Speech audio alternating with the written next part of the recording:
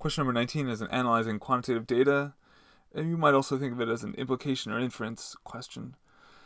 So the table is huge, and if for me to copy and paste the whole thing would be a little difficult. So what I did was I just took the middle chunk, which actually is numerically very similar, structurally and numerically very similar to the middle one, like the top one, the middle one, and the bottom one. They're all kind of following the same trend.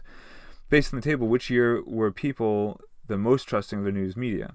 Well, if you think it's independent here in 85, then looking at the independence of organizations is decreasing, or that's what the people think.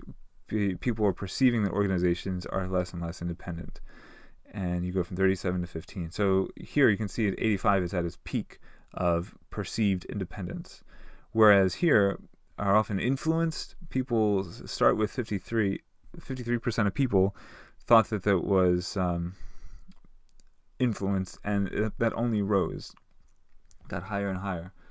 So trusting would be here in 1985.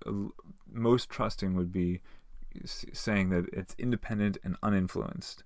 The situation only got worse as time went on. So my prediction was the earliest year, and you can see the answer choice is 1985.